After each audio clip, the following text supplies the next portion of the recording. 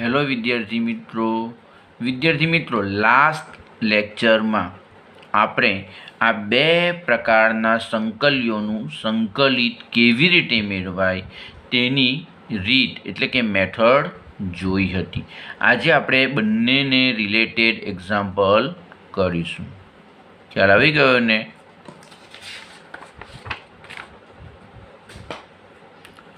સ્વાધ્યાય 7.4 question number 15 સુધી આપણે કર્યા છે. હવે 16થી 4x + 1 છેદમાં √2x² + x - 3.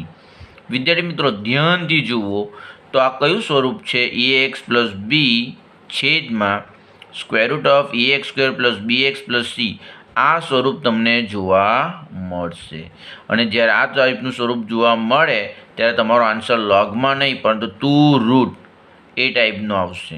ખ્યાલ આવી ગયો ને? આ તમારી જાણ ખાતર આની મેથડ આપણે કરી છે. તો આપણે શું કરતા હતા? તો સૌપ્રથમ i બરાબર આપણે તો રકમ લખી જ દેવાની. ઇઝ ઇક્વલ તમને યાદ હોય તો m × d/dx of ax² + bx + c લખતા હતા. અહીં ax² + bx + c તરીકે 2x² + x - 3 છે. દરેક એક્ઝામ્પલમાં તો બદલાશે જ. આ પ્લસ આપણે n લખતા હતા × dx છેદમાં આપણે શું લખતા હતા? વર્ગમૂળમાં ax² + bx + c એટલે કે આ પદ જ લખતા હતા. ખ્યાલ આવી ગયો ને? અહીં વર્ગમૂળ લખવાની ભૂલ કરવી નહીં. બરાબર? d/dxમાં વર્ગમૂળ આવશે નહીં તો ભૂલમાં અહીં વર્ગમૂળ છે એટલે અહીં પણ તમે વર્ગમૂળ લખી દો. ઘણા વિદ્યાર્થીઓ એવી ભૂલ કરતા હોય છે, તમે એવી કરતા નહીં. ચાલો હવે શું થશે તે જોજો. હવે મેં તમને કીધું તે પ્રમાણે આપણે m અને n મેળવવાનું છે. તેના માટે આપણને a b small a b અને c ની જરૂર પડશે. તો અહીં a બરાબર શું છે? તો તમે કમ્પેરિઝન કરો તો અહીં x નો સહગુણક a છે અને અહીં x નો સહગુણક 4 છે એટલે આપણી પાસે a બરાબર 4 આવશે. પછી આપણને b જોઈએ છે તો અહીં b છે તો અહીં 1 છે. એનો મતલબ એવો થયો કે b બરાબર 1 છે. ચાલો હવે સ્મોલ a શું થશે? તો x² નો જે સહગુણક હોય છેદમાં એને આપણે સ્મોલ a કહીએ. તો અહીં x² નો સહગુણક શું છે? 2 છે એટલે 2 થશે. ચાલો b જોઈએ તો x નો સહગુણક b છે તો અહીં x નો સહગુણક નથી એટલે 1. ચાલો અચળ પદ અહીંયા c છે તો અહીં શું છે? -3. તો આ રીતે કમ્પેરિઝન કરવાની એટલે a b c મળી જશે અને કેપિટલ A અને કેપિટલ B પણ તમને અંશની મદદથી મળી જશે. બરાબર? ચાલો હવે આપણે m અને n શોધવાનું છે. તો m બરાબર ફોર્મ્યુલા જાણીએ છીએ એના છેદમાં ટ્વાઇસ છે ઇઝ ઇક્વલ ટુ a એટલે તો 4 છે છેદમાં ટ્વાઇસ a એટલે કે સ્મોલ a કેટલા છે? 2 છે. 2 × 2 4 4/4 એટલે 1 એટલે એમની કિંમત આવશે 1. ચાલો હવે n બરાબર b - mb. તો therefore n બરાબર b એટલે શું? 1 - સ્મોલ m આપણે મેળવ્યો છે 1 × સ્મોલ b પણ 1 છે એટલે 1 - 1 એટલે n બરાબર 0. શું આવી ગયું? n બરાબર 0 એટલે therefore આપણી પાસે આવશે i બરાબર ઇન્ટિગ્રેશન m ના સ્થાને 1 અને n ના સ્થાને આપણે 0 મૂકી દઈએ તો આવું કંઈક આવશે 1 × d/dx ઓફ 2x² + x - 3 + 0 છેદમાં √2x² + x - 3 dx. આ તો 0 જ છે એટલે લખવાનો કોઈ મિનિંગ નથી એટલે આપણી પાસે શું આવવાનું? ને 1 ને પણ લખવાનો કોઈ મિનિંગ નથી એટલે d/dx of 2x² + x - 3 dx છેદમાં √2x² + x - 3 આવી ગયું. ચાલો આનું વિકલિત શું થાય? તો 4x + 1 થઈ જશે dx અને છેદમાં 2x² + x - 8 હવે તમારો i. હવે વિદ્યાર્થી મિત્રો તમે ધ્યાનથી જુઓ ને, આ તો તમારી રકમ જ આવી ગઈ. જો તમારી રકમ જ આવી ગઈ. આવું શા માટે થયું? એનું કારણ એક જ છે, અહીં n0 આવ્યો. હવે n0 કેમ આવ્યો તે પણ હું તમને કહું છું. n0 આવવાનું એક જ રીઝન છે. અહીં તમે ધ્યાનથી જુઓ તો છેદનું જે વિકલિત છે કેટલું થાય? આનું વિકલિત 4x + 1 - 0 એટલે કે આનું વિકલિત 4x + 1 છે એ અંશમાં છે. વિદ્યાર્થી મિત્રો જ્યારે પણ તમને આ સ્વરૂપનું એક્ઝામ્પલ આપવામાં આવે અને છેદનું વિકલિત બેઠું જ અંશમાં આવી જાય, છેદનું વિકલિત અંશમાં આવી જાય તો ત્યારે તમારે શું કરવાનું? તો ડાયરેક્ટ જ હવે પછી હું જે કરવા જઈ રહ્યો છે ને તે કરવાનું. એટલે શું થાય? આવું જ્યારે થાય છેદનું વિકલિત અંશમાં હોય ત્યારે તમારે શું કરવાનું? એક્ઝામ્પલ ક્યાંથી સ્ટાર્ટ કરવાનો? તો તમારે એક્ઝામ્પલ અહીંયાથી સ્ટાર્ટ કરવાનું. I બરાબર integration 4x + 1 dx square root of 2x² plus x - 3 છેદમાં. હવે તમારે શું કરવાનું? આના પર ડાયરેક્ટ ટી ધારી લેવાનું. એટલે ધારો કે 2x² પ્લસ x - 3 = t, એટલે 4x + 1 dx = dt. Therefore I બરાબર dt ના છેદમાં √t થઈ જશે. એનું આપણે જાણીએ જ છે, મેં તમને કીધું છે યાદ રાખવાનું, 2√t + c એટલે ઇઝ ઇક્વલ 2√t. t એટલે 2x² plus x - 3 plus c. આમ I બરાબર શું આન્સર આવવાનો? ખ્યાલ આવી ગયો ને દરેક જણને? એટલે એક વાત હંમેશા યાદ રાખજો, કઈ? જો છેદનું વિકલિત અંશમાં હોય, જો છેદનું વિકલિત અંશમાં હોય તો છેદમાં જે પદ હોય તેના બાબત ટી ધારીને દાખલો ગણવાનો. એટલે ક્યાંથી સ્ટાર્ટ કરવાનો? અહીંયાથી મેં ખરું પાડ્યું છે ને, ત્યાંથી તમારે દાખલો સ્ટાર્ટ કરવાનો. આ બધું લખવાનો કોઈ મિનિંગ નથી. ક્યાંથી સ્ટાર્ટ કરવાનો? અહીંયાથી. એટલે આટલા સ્ટેપમાં તમારો દાખલો પડી જશે. પરંતુ વિદ્યાર્થી મિત્રો, દર વખતે એવું થશે નહીં કે છેદનું વિકલિત ડાયરેક્ટ અંશમાં આપી દે. તો તેવા સમયે તો તમારે આ બધી પ્રોસેસ કરવી જ પડશે. જો તમે ધ્યાનથી ન જોવો તો તમારે આ બધી પ્રોસેસ કરવી પડે. કેટલીક વાર છેદનું વિકલિત અંશમાં છે એ બાબત પર તમે ધ્યાન ન આપો તો તમારે આ રીતે આખો એક્ઝામ્પલ ગણવો પડે. તો પણ તમારો જવાબ તો આવી જ જવાનો છે. જેવો તમારે n બરાબર 0 આવશે ને એટલે તમને ખ્યાલ આવી જવો જોઈએ કે આમાં તો છેદનું વિકલિત અંશમાં છે. આ ખોટા સ્ટેપ વધારેના મેં કરી દીધા, ખોટા નથી પરંતુ વધારેના સ્ટેપ કર્યા છે, એવો તમને ખ્યાલ આવી જાય. એટલે જો તમે ધ્યાનથી ન જો કે છેદનું વિકલિત અંશમાં છે એવું, તો પછી તમારે આખો દાખલો કરવો પડે આ રીતે. પરંતુ ઇન્ટેલિજન્ટ સ્ટુડન્ટ હોય તે શું કરે? પહેલાં ચેક કરી લે. શું ચેક કરી લે? કે છેદનું વિકલિત અંશમાં છે કે નથી. જો છેદનું વિકલિત ડાયરેક્ટ અંશમાં હોય આ રીતે, તો ડાયરેક્ટ જ ટી ધારીને દાખલો ગણી કરવાનો. એટલે ક્યાંથી સ્ટાર્ટ કરી દેવાનું? અહીંયાથી સ્ટાર્ટ કરી દેવાનું. આવું ક્યારે કરવાનું? છેદનું વિકલિત અંશમાં ડાયરેક્ટ આપી દીધું હોય ત્યારે. જો છેદનું વિકલિત અંશમાં ન આપ્યું હોય તો પછી તમારે આ રીતે પ્રોસેસ કરવાની. દરેક એક્ઝામ્પલમાં આવું તમને આપશે નહીં. આમાં તમને આપી દીધું છે, હવે એના પછીના એક્ઝામ્પલમાં એવું આપશે જ એવું જરૂરી નથી. તો ત્યારે તમારે બધું જ કરવું પડશે. બરાબર? ચાલો, ઓકે. હવે આપણે ક્વેશ્ચન નંબર 17 જોઈએ. વિદ્યાર્થી મિત્રો, આ એક્ઝામ્પલ પણ મેં તમને હોમવર્કમાં આપ્યો હતો, કારણ કે આ બીજી રીતે પણ થાય. એ રીત મેં તમને કરાવી હતી ને ત્યારે તમને કીધું હતું કે હોમવર્કમાં 17 તમારે કરવાનો અને આ રીતે કરજો. બરાબર? એટલે આ એક્ઝામ્પલ તે રીતે તો થતો જ હતો, હવે આપણે બીજી રીતે પણ કરીએ. તો ધ્યાનથી જો કયું સ્વરૂપ આવી ગયું? x + b અને છેદમાં વર્ગમૂળમાં ax² + bx + c. જોઈ શકો ax² bx + c. અહીંયા b વાળું પદ નથી, x વાળું. બરાબર? એટલે એનો સહગુણક 0 હશે, તો જ ન હોય, મતલબ આ સ્વરૂપ જ છે. આમાં તમે એના સ્થાને 1 મૂકી દો, બીના સ્થાને 0 મૂકી દો અને સીના સ્થાને -1 મૂકી દો, તો આ સ્વરૂપ આવી જાય. ખ્યાલ આવી ગયો? ચાલો, હવે આપણે આ લખી દઈએ. હવે આમાં તમે જોજો, છેદનું વિકલિત મેળવો તો 2x થાય અને અંશમાં 2x છે નથી, એટલે તમારે બધી જ પ્રોસેસ કરવી પડશે. જ્યારે આમાં શું હતું? છેદનું વિકલિત કેટલું થાય? 4x + 1 જે અંશમાં હતું. અને છેદનું વિકલિત જો અંશમાં હોય આ રીતે, તો તમારે ડાયરેક્ટ જ આના બાબત ટી ધારી લેવાનું. તમારું કામ આસાન થઈ જાય. પરંતુ આ દાખલામાં આપણું કામ આસાન થશે નહીં, કારણ કે છેદનું વિકલિત અંશમાં નથી. તો શું કરવાનું? જે કરતા છે તે પ્રમાણે કરવાનું. m × d/dx ઓફ છેદની અંદર જે વર્ગમૂળ છે એ વર્ગમૂળની અંદર શું છે? તો છેદની નીચે જે વર્ગમૂળ છે, છેદમાં જે વર્ગમૂળ છે તેમાં શું છે? x² - 1 છે, તો એ x² - 1 તમારે લખી દેવાનું. એટલે અહીં ax² + bx + c આવે, જે આપણી પાસે x² - 1 છે, પ્લસ n × dx આખાના છેદમાં ax² + bx + c એટલે કે તમારું વર્ગમૂળ. ચાલો હવે a b c શોધી કાઢીએ. તો અહીં કેપિટલ E બરાબર શું થશે? તો જોઈ શકો છો xનો સહગુણક a છે, તો અહીંયા xનો સહગુણક નથી એટલે 1. અહીંયા b છે, અહીંયા કેટલા છે? 2 છે, એટલે અહીં 2 આવશે. અહીં x² નો સહગુણક a છે, તો અહીં x² નો સહગુણક 1 છે, 1 આવશે. ચાલો, અહીં x નો સહગુણક b છે, પરંતુ x વાળું પદ જ નથી એટલે સહગુણક 0 કહેવાશે. અચળ પદ c અહીંયા -1 છે, એટલે આ તમામ કિંમત તમને મળી ગઈ. ચાલો એમ શોધી કાઢીએ. તો ધેરફોર એમ બરાબર a બાય ટ્વાઇસ છે. a એટલે 1 છેદમાં 2 ઇન્ટુ સ્મોલ a પણ 1 છે એટલે 1/2. n બરાબર b માઇનસ એમ બી એટલે b કેટલા છે 2 છે માઇનસ m એટલે 1/2 અને સ્મોલ b 0 છે એટલે 2 માઇનસ 1/2 ઇન્ટુ 0 એટલે 0 2 માઇનસ 0 એટલે 2 એટલે n બરાબર 2 એટલે m અને n ની કિંમત તમને આ મળી.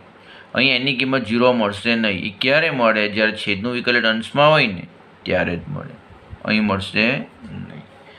ચાલો હવે શું થશે તે આપણે જોઈએ. તો ધેરફોર I બરાબર m ની કિંમત મૂકી દઈએ 1/2 d બાય dx ઓફ છેદમાં જે પદ છે વર્ગમૂળની અંદર તે એટલે કે x² - 1 પ્લસ n ની કિંમત 2 dx છેદમાં સ્ક્વેર રૂટ ઓફ x² - 1. હવે શું થશે તે જોજો. 1/2 બહાર નીકળી જશે એટલે આના છેદમાં પ્લસ 2 બહાર નીકળી જશે એટલે dx ના છેદમાં આવી જશે. ચાલો શું થશે? ધેરફોર I બરાબર 1/2 d by dx of x² - 1 dx છેદમાં x² - 1 પ્લસ 2 dx ના છેદમાં x² - 1. ચાલો પહેલું ઇન્ટિગ્રેશન છે તેને આપણે I1 કહી દેવાનું અને બીજાને I2 એટલે 1/2 I1 plus 2 I2 equation number 1. ચાલો I1 અને I2 શોધી કાઢીએ. તો I1 બરાબર શું છે? તો પહેલું ઇન્ટિગ્રેશન એટલે dx ના છેદ d by dx of x² - 1 into dx છેદમાં વર્ગમૂળમાં x² - 1. ચાલો હવે શું કરવાનું તે જોજો. ઇઝ ઇક્વલ ટુ x² - 1નું શું થઈ જાય? તો x² - 1નું થઈ જાય ટ્વાઇસ x ઇન્ટુ dx છેદમાં x² - 1. હવે આપણે જાણીએ છીએ આનું વિકલિત અંશમાં છે અને જો વિકલિત અંશમાં હોય તો શું કરવાનું?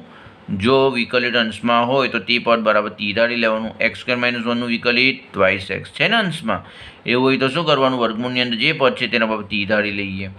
એટલે ધેરફોર આપણી પાસે શું આવવાનું? Twice x dx dt equal to dt એટલે ઇઝ ઇક્વલ ટુ ચાલો અંશમાં આવી જશે dt અને છેદમાં આવી જશે વર્ગમૂળમાં t. અને આપણે જાણીએ જ છે કે dtના છેદમાં √t એટલે ઇન્ટિગ્રેશન 2√t થાય પ્લસ c1. I1 હોય ત્યારે આપણે c1 લેવું પડે. ખ્યાલ આવી ગયો ને? ચાલો આ સ્ટેપ તો દરેકમાં આવવાનું જ છે. જ્યારે છેદમાં વર્ગમૂળ હશે ને ત્યારે આ સ્ટેપ આવશે ને આવશે જ. એટલે I1 બરાબર 2 ઇન્ટુ √t t એટલે x² - 1 પ્લસ c1. 8 હવે તમારો I1 એટલે આપણને 1/2 I1 એટલે I1 ની કિંમત તો મળી જ ગઈ. હવે આપણે I2 શોધવાનું છે. I2 એટલે બીજું ઇન્ટિગ્રેશન. ચાલો એટલે I2 બરાબર ઇન્ટિગ્રેશન dx ના છેદમાં square root of x² - 1 is equal to dx ના છેદમાં x² - 1 એટલે કોનો વર્ગ? 1નો વર્ગ. હવે આપણે આ ફોર્મ્યુલા જાણીએ છીએ. આ ફોર્મ્યુલા ખરેખર લખવાની જરૂર ન પડવી જોઈએ કારણ કે હવે તો તમને આવડવું જ જોઈએ. તો dx ના છેદમાં x² - a². તો શું લખાય? તો log x plus square root of x² - a² plus c. બરાબર આવું હોય ત્યારે આપણે આ ફોર્મ્યુલા એપ્લાય કરીએ ને તો એ તરીકે આપણી પાસે 1 છે. એટલે શું લખાશે તે જોઈએ. તો log x plus square root of x² - a² એટલે 1² જ પ્લસ c2 એટલે ફાઇનલી તમારી પાસે આવું આવવાનું. 1નો વર્ગ 1 થાય ને એટલે આ સ્ટેપ આવી જશે. હવે શું કરીએ? I1 અને I2 ની કિંમત પરિણામ 1માં મૂકી દઈએ. તો પરિણામ 1માં I1 અને I2 ની કિંમત મૂકતા એટલે I બરાબર 1/2 I1 પ્લસ 2 I2. 1/2 I1 ની કિંમત મૂકીએ પ્લસ 2 ઇન્ટુ I2 ની કિંમત મૂકીએ. ચાલો ધેરફોર I બરાબર 1/2 આપણે I1 ની કિંમત મૂકી દઈએ. શું છે I1 ની કિંમત? 2 into square root of x² - 1 plus c1 છે પ્લસ 2 ઇન્ટુ I2 એટલે I2 ની કિંમત મૂકી દઈએ. ચાલો હવે આપણે શું કરીએ? કાઉન્સ છોડી નાખીએ. તો જોજો 2 ઇન્ટુ 1/2 એટલે 1 એટલે અહીંયા આવી જશે x² - 1 પ્લસ c1 ઇન્ટુ 1/2 એટલે કે 1/2 c1 અથવા તો c1 બાય 2 લખો પ્લસ 2 સાથે આને ગુણી કરીએ 2 log x plus square root of x² - 1 plus 2c2 એટલે ધેરફોર I બરાબર શું થશે તે જોઈએ. હવે આપણે શું કરીએ? c1 બાય 2 પ્લસ 2c1 છે ને બંને અચળાંક છે અને બંને અચળાંકનો સરવાળો પણ કોઈ અચળાંક જ મળવાનો છે આપણે જાણીએ છીએ. એટલે આ બંનેનો સરવાળો છે તેને આપણે c કહી દઈએ. આવું દરેક એક્ઝામ્પલમાં તમારે કરવું પડશે. તો આ બંનેના સરવાળાને આપણે શું કહી દઈએ? c કહી દઈએ. એટલે નવો અચળાંક મળી ગયો. એટલે શું થશે? તો વર્ગમૂળમાં x² - 1 plus 2 log x plus square root of x² - 1 plus c. c એટલે શું? તો આ બંને અચળાંકોનો સરવાળો એટલે અહીં લખી દીધું છે. આવું દરેક એક્ઝામ્પલમાં તમારે અચળાંકોનો સરવાળાને શું કહેવાનું? સી કહેવાનું. ખ્યાલ આવી ગયો ને? ચાલો હવે આપણે ક્વેશ્ચન નંબર 18 જોઈએ. 5x - 2 છેદમાં 1 + 2x + 3x². અને તમે ગોઠવીને પણ લખી શકો 3x² + 2x + 1. બરાબર, એનાથી કોઈ ફરક પડવાનો નથી.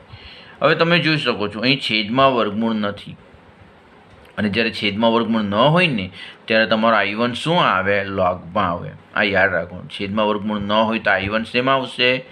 લોગમાં આવશે. અને છેદમાં વર્ગમૂળ હોય તો I1 શેમાં આવે? વર્ગમૂળમાં જ આવે. એ હંમેશા યાદ રાખવાનું. ચાલો, કયું સ્વરૂપ આવી ગયું? x + b છેદમાં ax² + bx + c. ચાલો, આ લખી દઈએ. હવે શું થશે તે જોજો. અને આપણે કઈ રીતે દર્શાવી શકીએ? તો હવે તો દરેકને આવડે છે. m × d/dx ઓફ છેદમાં જે હોય તે. વર્ગમૂળમાં હોય તો વર્ગમૂળ ન લખવાનું, અંદરનું પદ લખવાનું.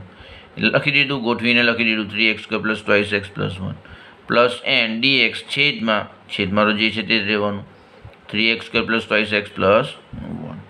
એટલે આ રીતે દરેક એક્ઝામ્પલને તમારે શું કરવાનું? m × d/dx of ax² + bx + c લખી જ દેવાનું. અહીંયા આપણો ax² + bx + c શું છે? તો 3x² + 2x + 1 છે. અહીં વર્ગમૂળ હોય તો બી અંદરનું પદ જ લખવાનું, એ ખાસ યાદ રાખજો. +n dx છેદમાં ax² + bx + c, એટલે કે 3x² + 2x + 1. ચલો, અહીં સ્મોલ a બરાબર શું છે? તો સ્મોલ એટલે x² નો સહગુણક 3 છે. પછી સ્મોલ b એટલે x નો સહગુણક કેટલો છે? 2 છે. ચલો, c એટલે કેટલા? તો c એટલે અચળ પદ 3 છે. ચાલો હવે અંશમાં જોઈએ. x નો સહગુણક શું છે? કેપિટલ A છે. અહીં શું છે? 5 છે, એટલે અહીં આપણે 5 લખી દઈએ. ચાલો, b એટલે અચળ પદ કેટલા છે? અહીં -2 છે. 2 નહીં પરંતુ -2 છે, એટલે અહીં -2 આવશે. Therefore m બરાબર e/2 a એટલે 5 છેદમાં 2 a એટલે 3 છે, જોઈ શકો છો. એટલે 5/6. n બરાબર b - mb, b એટલે તો -2 છે, જોઈ શકો છો. સ્મોલ m એટલે 5/6 × 2 ઇઝ ઇક્વલ ટુ -2. હવે અહીંયા 6 છે અને અહીંયા 2 છે, એટલે 2 2 કેન્સલ, અહીં 3 આવી જશે, એટલે આપણી પાસે આવશે -5/3. ચાલો, 3 દુ 6 એટલે -6 -5 -11 છેદમાં 3. 8 હોય તમારો n. Therefore I બરાબર, ચાલો કિંમત મૂકી દઈએ. mના સ્થાને કેટલા મૂકવાના? 5/6. અને nના સ્થાને કેટલા મૂકવાના? તો -11 છેદમાં 3 dx આખાના છેદમાં 3x² + 2x + 1. ચલો, હવે આપણે છૂટા પાડી દઈએ, દરેકમાં કરીએ તે રીતે. તો 5/6 તો અચળ છે, એટલે શું થશે? Integration d/dx of 3x² + 2x + 1 dx છેદમાં 3x² + 2x + 1 માઇનસ આની સાથે ગુણી કાઢીએ તો -11 છેદમાં 3 કોમન, અને dxના છેદમાં 3x² + 2x + 1. એટલે I બરાબર 5/6 I1 માઇનસ 11 છેદમાં 3, અને બીજું ઇન્ટિગ્રેશન છે તેને આપણે I2 કહીએ. આ થયો તમારો ઇક્વેશન નંબર 1. ખ્યાલ આવી ગયો ને? ચાલો, હવે આપણે I1 શોધીએ. તો I1 શું છે? Integration d/dx of 3x² + 2x + 1 dx છેદમાં 3x² + 2x + 1. બરાબર, એટલે ચાલો આનું થઈ જશે 6x + 2 dx છેદમાં 3x² + 2x + 1. તમે જોઈ શકો છો છેદનું વિકલિત અંશમાં છે, એટલે આના બરાબર આપણે શું કરવાનું? t ધારી લેવાનું. આના પર જ ખબર પડી જાય. જો છેદનું વિકલિત અંશમાં છે, આપણે અહીં સાદુરૂપ આપ્યું, તો આના બરાબર આપણે ધારી લઈએ તો 3x² + 2x + 1 બરાબર t, એટલે 3 દુ 6x + 2 dx = dt. એટલે આના સ્થાને આવશે dt અને આના સ્થાને આવશે t. ચાલો, dtના છેદમાં t હોય તો log t + c1. જો અહીંયા વર્ગમૂળ t હોય તો 2√t આવે +c1, પરંતુ અહીં વર્ગમૂળ નથી એટલે આન્સર લોગમાં આવશે. મેં તમને કીધું છે ને, એટલે log t + c1. જ્યારે પણ છેદમાં વર્ગમૂળ ન આવે ત્યારે આન્સર લોગમાં આવશે I1નો, અને જો છેદમાં વર્ગમૂળ હશે તો I1નો આન્સર 2√t એ પ્રકારનો આવશે. ખ્યાલ આવી ગયો ને? ચાલો, એટલે I1 બરાબર log 3x² + 2x + 1 + c1 આ માનાંકમાં છે. ખ્યાલ આવી ગયો? તો 8 હવે તમારો I1. ચાલો, હવે આપણે I2નું સાદુરૂપ આપીએ. તો I2 બરાબર શું છે? તો ઇન્ટિગ્રેશન dxના છેદમાં 3x² પ્લસ 2x પ્લસ 1 છે. ચાલો ax² plus bx plus c સ્વરૂપ આવ્યું અને તે પણ એકના છેદમાં. આવું જ્યારે થાય ત્યારે શું કરવાનું? તો એને બે પદોના વર્ગોના સરવાળા અથવા તફાવત સ્વરૂપે દર્શાવવાનું. અને કેવી રીતે દર્શાવવાનું તે આપણે શીખીને આવ્યા છે. તો શું કરીશું? 3x² પ્લસ 2x પ્લસ 1 છે. સૌપ્રથમ તો x² નો સહગુણક કોમન, એટલે x² પ્લસ 2/3x પ્લસ 1/3. હવે જોજો શું થશે તે. આપણને પૂર્ણ વર્ગ બનાવવા માટે અંતિમ પદની જરૂર પડશે અને એ અંતિમ પદ કોની મદદથી મળશે? તો એક્સની મદદથી. તો એક્સનો સહગુણક જે પણ હોય તેને અડધા કરીને એનો વર્ગ કરી નાખવાનો. તો એક્સનો સહગુણક છે 2/3, એના અડધા કરીને એનો આપણે વર્ગ કરીએ તો 2 2 તો કેન્સલ, એટલે 1/3નો વર્ગ એટલે 1/9. એટલે આનું અંતિમ પદ આવશે 1/9. હવે 1/9 ઉમેરીએ તો બાદ પણ કરવું જ પડે અને પ્લસ 1/3 તો છે જ. એટલે ઇઝ ઇક્વલ ટુ 3 ઇન્ટુ બ્રેકેટમાં શું થશે?